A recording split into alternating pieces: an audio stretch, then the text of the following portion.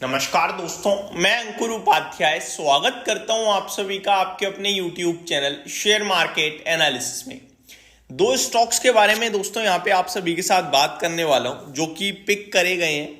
Top picks है ET market के द्वारा। यहां पे एक रिपोर्ट आई है जो मैं आप सभी के साथ शेयर करने जा रहा हूं। दोस्तों ये दोनों स्टॉक्स में से एक स्टॉक मैंने भी आप सभी के साथ डिस्कस किया है और रिटर्न्स की बात करें तो ये कह रहे हैं 60% तक के रिटर्न्स आने वाले 1-1.5 साल में देखने को मिल सकते हैं।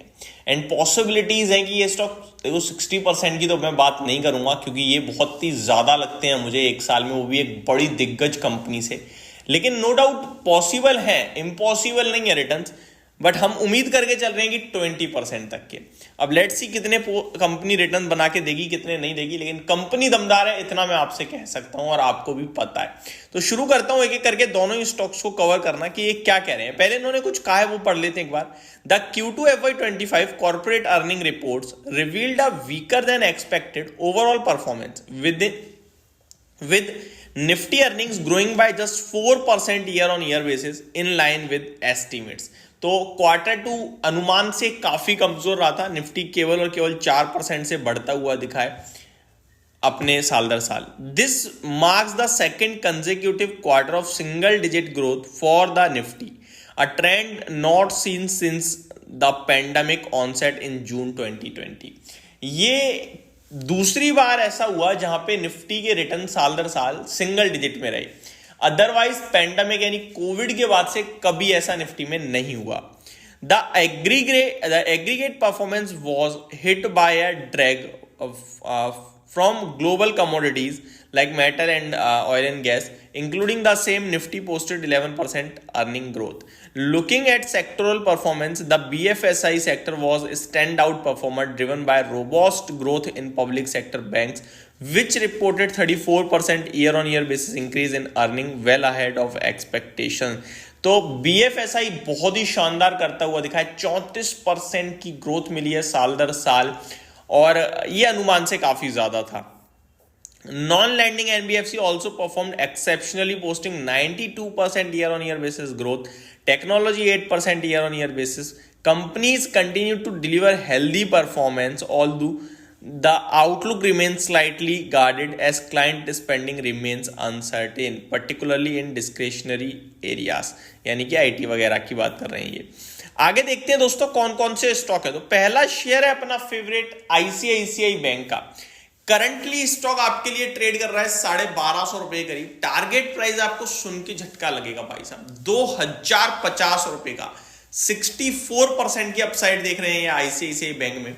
अब क्या कह रहे हैं चलिए पढ़ते हैं। ICICI bank continues to demonstrate strong performance driven by healthy credit growth, improved asset quality and robust cost control. The bank diversified business model with a focus on retail, corporate and SME lending positions it well for continued growth। Her sector पे focus और शानदार कामकाज दिख रहा है। Cost कहीं ना कहीं कंट्रोल में रख रहे हैं और इसी के चलते ये एक शानदार परफॉर्मेंस दे सकता है। With a stable asset quality outlook, improved provisions and growing fee income base, in ICICI Bank is poised to sustain a steady earning trajectory। We anticipate a consistent PAT CAGR of around 12% of FY24 to 26, supported by ongoing investment in technology and enhanced underwriting practices।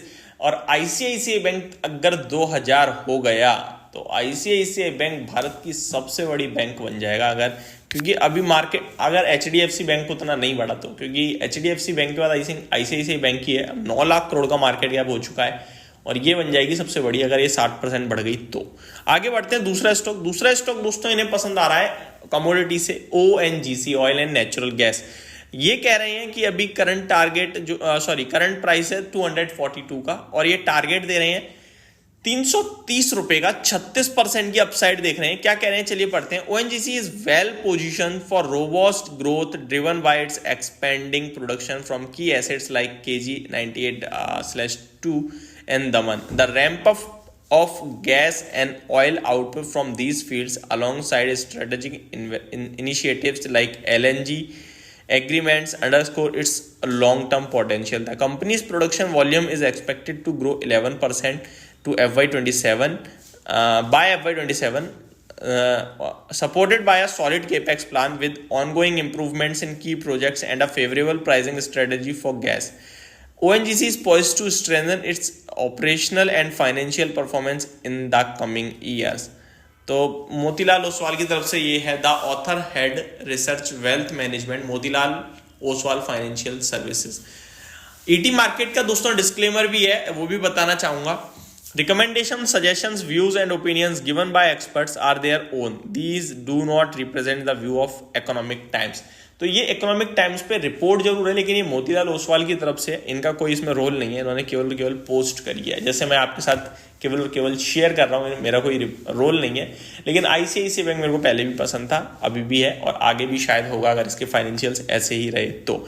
ये मेरी तरफ से video थी, hope आपको जानकारी अच्छी लगी होगी। Thank you so much for watching this video. Have a great day guys.